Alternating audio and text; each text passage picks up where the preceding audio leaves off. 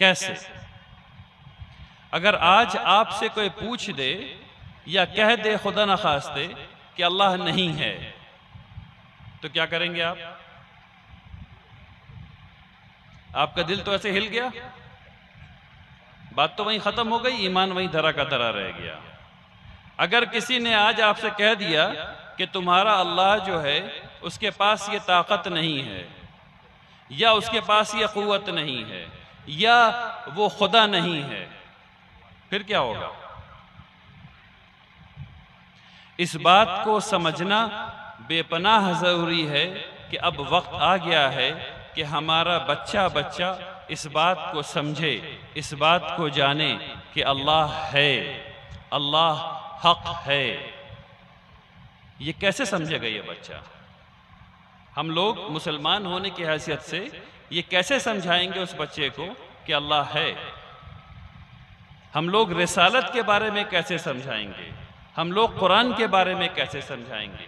اگر تعلیم اتنی اچھی نہیں ہو اور تعلیم صرف یہاں تک رک نہیں گئی ہو، تبھی صرف سمجھ سکتا ہے بچہ، یا ہم یا آپ، جب تک کہ وہ تعلیم یہاں سے یہاں تک نہ پہنچ جائے۔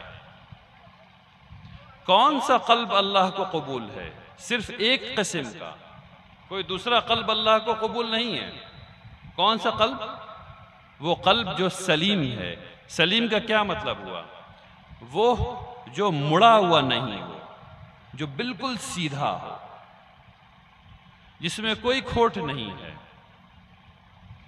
تو ایسے قلب کو پیدا کرنے کے لیے کون سی بات کرنی ہوگی؟ ہمیں واپس جانا ہوگا سیرت پر، محمد الرسول اللہ صلی اللہ علیہ وسلم کی سیرت پر۔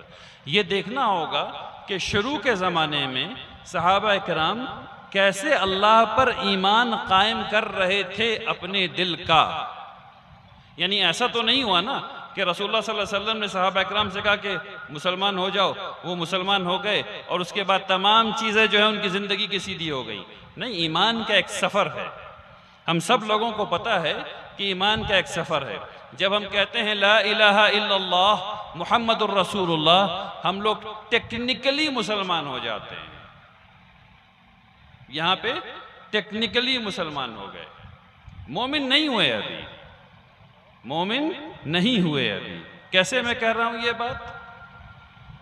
یہ بات کیسے کہہ رہا ہوں؟ رسول اللہ صلی اللہ علیہ وسلم کے وقت میں باہر سے چند بدو آئے، یعنی جو شہر کے باہر جو لوگ رہتے ہیں، اونٹ کو چرانے والے وغیرہ وغیرہ، یہ لوگ آئے اور آ کر کے انہوں نے رسول اللہ صلی اللہ علیہ وسلم کے ہاتھ پر اسلام قبول کیا۔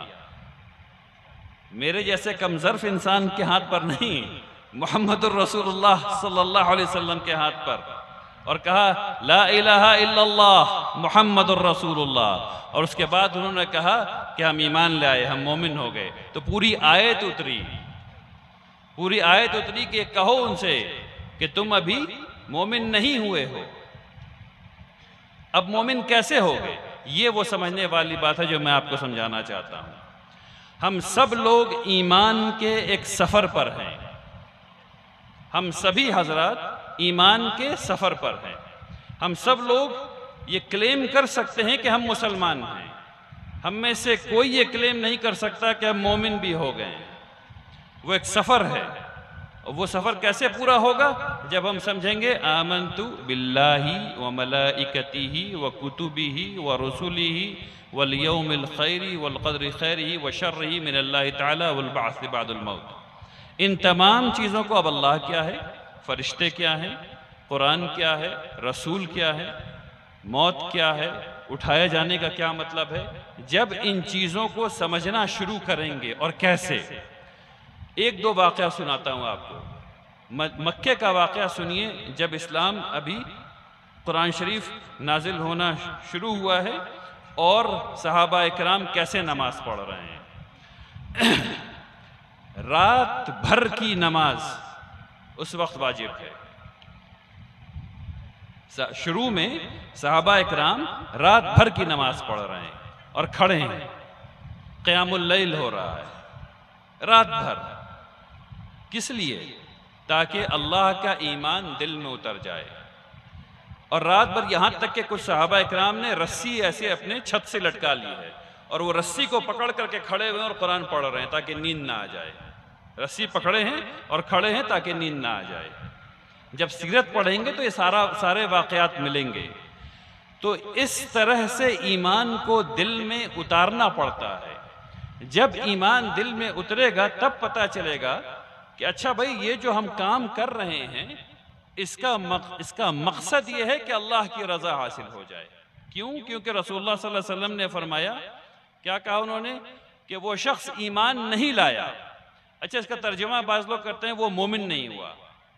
یہ بھی صحیح ترجمہ ہے لیکن سمجھنے سمجھانے کے لیے زیادہ صحیح ترجمہ ہے جب رسول اللہ صلی اللہ علیہ وسلم کہتے ہیں لا یؤمن احدکم، تم میں وہ شخص ایمان نہیں لایا. کون ایمان نہیں لایا بھائی؟ وہ شخص جس کی خواہش اس چیز کی تابع نہیں ہو گئی جو میں لے کر کے آیا ہوں. آپ کیا لے کر کے آئے ہیں؟ قرآن کریم.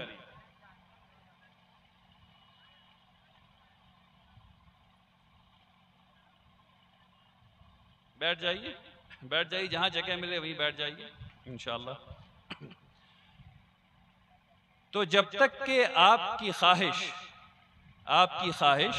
آپ کا نفس اس چیز کے تابع نہیں ہو جائے جو محمد الرسول اللہ صلی اللہ علیہ وسلم لے کر کے آئے ہیں یعنی کہ قرآن کریم، تب تک بات نہیں بنتی. اچھا مزیدار بات یہ ہے کہ ہم قرآن کریم تو پڑھ رہے ہیں، ہم میں اکثر بچے قرآن کریم پڑھ رہے ہیں لیکن سمجھ کون رہا؟ یہ بہت اہم بات کہہ رہا ہوں، اس کو سنیے غور سے. قرآن کریم سمجھ کون رہا؟ ہم لوگوں نے ایک ایسا رشتہ اپنے نبی سے بنا لیا ہے کہ ہم لوگ اپنے نبی کی عزت کے خاطر سر تو کٹا سکتے ہیں سبحان اللہ، لیکن اس کی زبان اختیار نہیں کر سکتے. ابھی آپ نے فرمایا کہ میں نے انگریزی کو مدارس میں داخل کروا دیا. صحیح بات، لیکن انگریزی تو ایک وسیلہ ہے چیزوں کو سمجھنے کے لیے. اصل بات تو عربی کی ہونی ہے. جامعہ رحمانی میں پورا ایک شعبہ قائم کیا گیا، والد صاحب نے قائم کیا 2007 وغیرہ میں، اور اس کے بعد سے جس کی تدریسی زبان عربی، پہلی جماعت سے لے کر کے آخری جماعت تک، جہاں درجہ حفظ کے بچے پہلے 6 مہینے میں عربی بولنا سیکھ لیتے ہیں اور پوری چیز پھر عربی میں پڑھتے ہیں. تو اصل بات ہونی ہے مسلمانوں سے وہ تو عربی کے سلسلے میں ہونی ہے، انگریزی کے سلسلے میں نہیں ہونی ہے. انگریزی تو آپ ایسے ہی سیکھ لیں گے 6 مہینے میں. بات سمجھ میں آ رہی ہے؟ سب لوگوں کو بات سمجھ میں آ رہی ہے؟ عربی کیوں سیکھنا ہے؟ کیونکہ وہ چیز جو عربی میں ہے، وہ کلام جو عربی میں ہے، اس چیز کا اثر ویسے کیسے ہوگا آپ کے دل پہ اگر آپ اس کو اسی زبان میں نہیں سمجھیں گے. میں ایک مثال دے کے آپ کو سمجھاتا ہوں. شعر و شاعری میرے سمجھ میں نہیں آتی، میں بہت خراب ہوں شعر و شاعری میں. 1-2 شعر غلطی سے یاد کر رکھے ہیں صرف سمجھنے سمجھانے کے لیے. ہندوستان کی آزادی کا واقعہ ہے. جب ہندوستان کی فوج نے حیدرآباد کو ملا لیا خود میں، تو پھر ایک مشاعرہ رکھا گیا دوستی کا، جس میں حیدرآباد کے نواب اور ہندوستان کے تمام جو ایگزیکٹو تھے وہ بیٹھے ہوئے تھے اس میں. تو اب جب پنڈت نہرو، گاندھی جی وغیرہ وغیرہ سارے لوگ اوپر ایسے بیٹھے ہوئے تھے اسٹیج پر، اور نیچے جو ہے وہ نواب حیدرآباد، ان کے خاندان والے اور ان کے اہلکار وغیرہ سب نیچے بیٹھے ہوئے تھے. تو اس زمانے میں جو بہت بڑے شاعر تھے ان کو بلایا گیا، تو انہوں نے ایک شعر پڑھا. انہوں نے یہ شعر کہا، اچھا سوچئے کہ اردو کتنی پیاری زبان ہے. شعر کہا اور کیا کہا انہوں نے؟ ایسے معاف کیجئے، کیسے ایسے ویسے ہو گئے، کیسے ایسے ویسے ہو گئے، اور ایسے ویسے کیسے ہو گئے. کہہ کے اتر گئے. ٹھیک ہے نا؟ اب ذرا اس اردو کے شعر کا انگریزی میں ترجمہ کر کے دکھا دیجئے. آج تک میں نہیں کر سکا ہوں، مجھے اچھی خاصی انگریزی آتی ہے. ٹھیک ہے نا؟ اور کسی انگریزی داں سے پوچھیں گے تو بہت ہنسے گا جب اس کا انگریزی میں ترجمہ ہوگا تو۔ جب ایک انسان کے کلام کے آہنگ کا ترجمہ نہیں کیا جا سکتا تو اللہ کے کلام کے آہنگ کا ترجمہ کیسے کرو گے بھائی؟ ہو ہی نہیں سکتا، ٹھیک ہے نا؟ وہ بات جو صحابہ کرام نے، ولید بن مغیرہ کفر پر موت ہوئی لیکن قرآن سن رہے ہیں، وہ دل پہ ایسا اثر کر رہا ہے کہ منہ میں ہاتھ ڈال کر کے رو رہے ہیں، موت ہوئی کفر پر، ٹھیک ہے نا؟ لیکن اللہ کے کلام کا اثر ایسا ہے کہ منہ میں ہاتھ ڈال ڈال کر کے رو رہے ہیں۔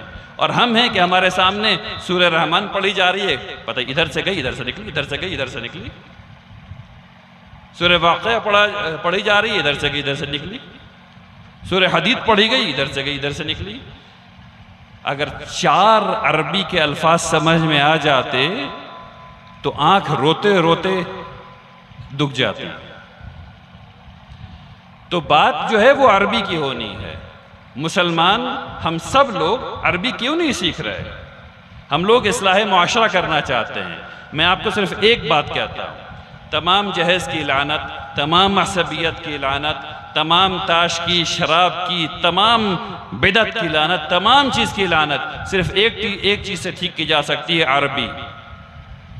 تمام چیز کی لعنت صرف ایک چیز سے ٹھیک کی جا سکتی ہے، عربی سے۔